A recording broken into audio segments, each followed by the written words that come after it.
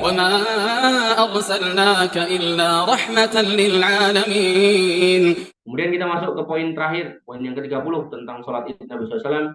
Jabir bin Abdullah, dari Jabir bin Abdullah qala sahibtu ma'a Rasulullah SAW, aku pernah mengikuti Nabi SAW sholat yaumal id pada hari id. Fabada abis sholat qoblal khutbah, maka beliau sholat dulu sebelum khutbah, bighairi adzan, tanpa adzan, wala iqamatin, dan tidak ada iqamah, summa qoma, kemudian berdiri mutawakkian ala Bilal, kemudian beliau berdiri dengan bertumpu pada Bilal.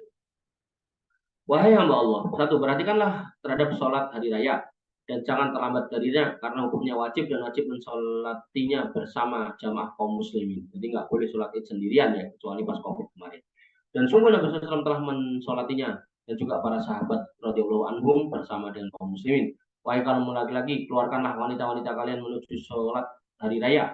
Jika pada keluarnya mereka tidak terdapat fitnah, dan keluarlah wahai kaum wanita menuju sholat hari raya meskipun Anda dalam keadaan haid, nifas, bahkan sakit, dan seandainya ya toh ada seorang pengemudi juga keluar untuk menyaksikan kebaikan dari kaum muslimin. Artinya kaum pengemudi berhenti dulu gitu.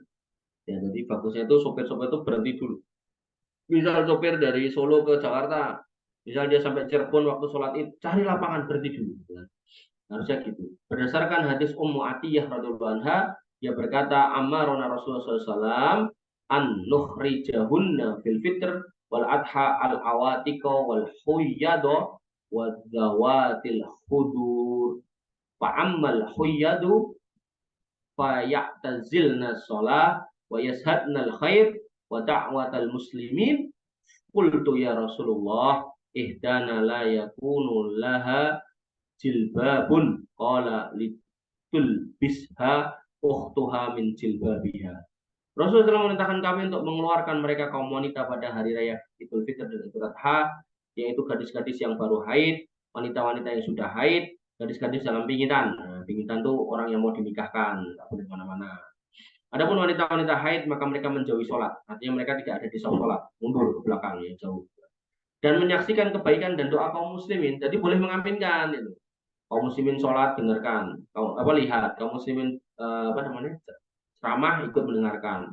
Imamnya berdoa, ikut mengaminkan. Kemudian saya katakan, wahai Rasulullah, salah satu di antara kami tidak memiliki jilbab, maka beliau bersabda, hendaknya saudarinya memakaikan untuknya dari jilbab. Jadi bahkan kalau nggak punya pakaian suruh minjem. Saking pentingnya Idul Fitri, Idul Adha, kaum muslimin itu harus keluar semuanya. Kemudian yang ketiga, Anda wahai wanita, doronglah kaum wanita lain untuk keluar menuju sholat id, dan bantulah saudari Anda yang membutuhkan jilbab, yaitu abaya, kaun baju luar yang bisa dia pakai jika tidak ditemukan di sisinya abaya tersebut, sementara Anda punya abaya kedua dan semisalnya.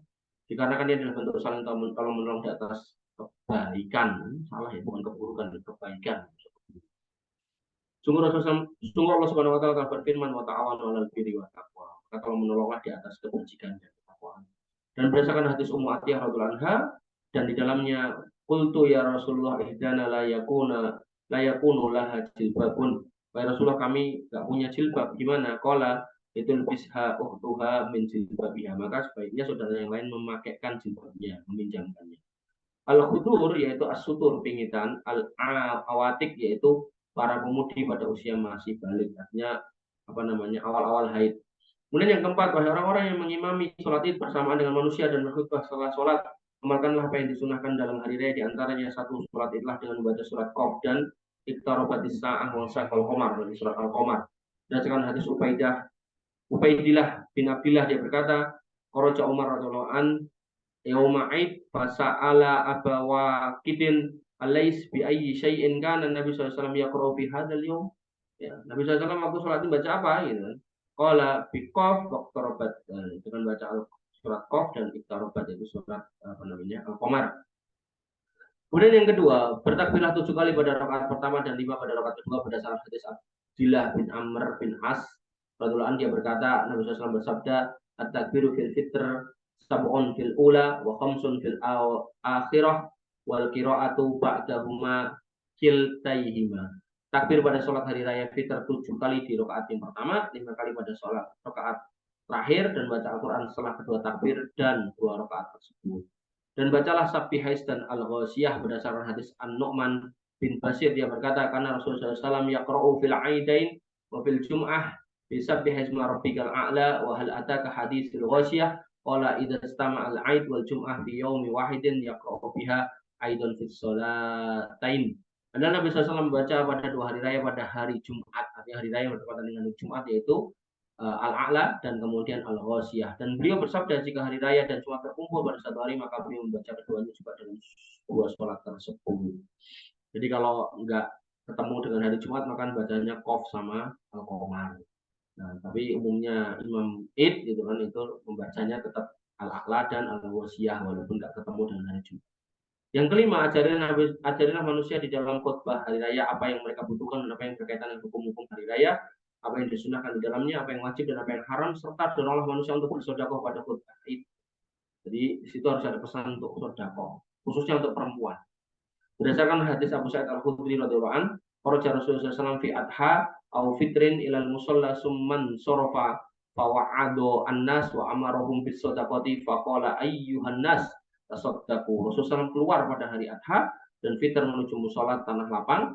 Kemudian beliau berpaling lalu menasihati manusia dan memerintahkan mereka untuk bersedekah, maka beliau bersabda, wahai manusia, bersedekah. Ya, khususnya untuk para wanita. Dan dalam riwayat yang lain, tasaddaku, sedekah. Kemudian yang keenam, wahai khatib, nasihatilah kaum wanita, doronglah mereka untuk bersedekah, sebutkan untuk mereka hadis Nabi SAW dan katakan kepada mereka sehingga Nabi SAW bersabda, ya masa'aron nisa, wahai para wanita, tasaddaqna, bersedekahlah, fa ini uri tukunna aksara ahlinar, aku tuh diperlihatkan, maksudnya kalian tuh banyak menghuni neraka. Fakulna wabima ya Rasulullah, maka mereka mengatakan, kenapa ya Rasul? Qala, Nabi bersabda, tuksirna la'na wa takfurnal asir, kamu banyak melaknat dan banyak mengingkari nafkah. Ma ra'aitu min naqisati aqlin wa dinin adhaba lilubbir rajul al hazimi min ihdakunna. Aku tuh tidak melihat dua kekurangan, yaitu kurang akal dan kurang agama, yang mampu mencuri hati laki-laki yang tegas daripada salah seorang di antara kalian. Jadi ada laki-laki yang hebat, kuat gitu kan, mungkin dia kokoh, teguh gitu kan, tapi bisa lembek di hadapan wanita, padahal kalian tuh kurang 2 hal, yaitu kurang akal dan kurang agama. Kemudian para wanita itu berkata, manuksonut dinina wa aklina. Apa itu kekurangan agama kami dan akal kami ya Rasulullah? Qala, Nabi SAW bersabda, alaisa syahadatul mar'ati min mislanis fi syahadati rajul. Bukankah persaksian seorang wanita itu setengah dari persaksian laki-laki? Kulni bala, ya, kata mereka.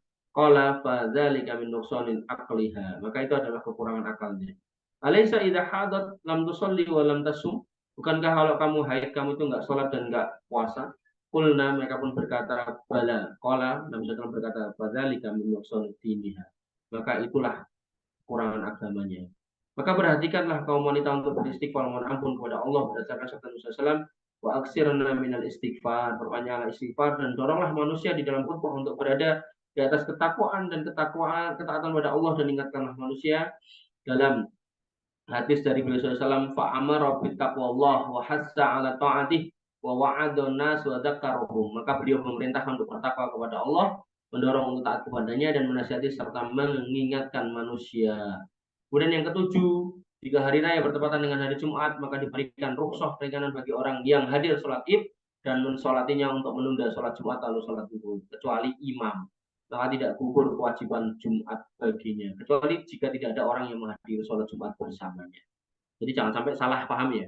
Jadi ketika sholat id terjadi di hari Jumat, maka boleh nggak sholat Jumat, tapi tetap sholat zuhur. Nah, ada orang yang salah paham, nggak sholat Jumat, nggak sholat zuhur, ini salah. Dan Anda yang sholat di hari raya diberikan pilihan antara duduk mendengarkan khutbah id atau pergi. Tidak masalah itu bagi Anda. Artinya gini, sholat id ada khutbahnya, ya sholat dulu baru khutbah.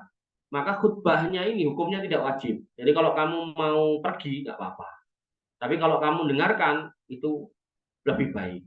Beda dengan sholat Jumat. Sholat Jumat khutbahnya di depan, maka kalau kamu nggak dengarkan khutbah Jumat, maka Jumatmu itu seolah-olah nggak sempurna. Gitu. Ya nggak sempurna. Walaupun sebagian ulama ada yang berpendapat kalau masih mendapati sholatnya masih terhitung dapat sholat Jumat gitu.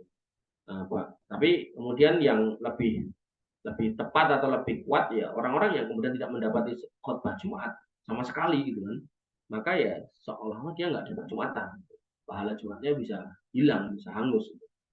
Maka apa namanya, ketika Jumat ya sebaiknya segera datang, kalau perlu sebelum adzan datang.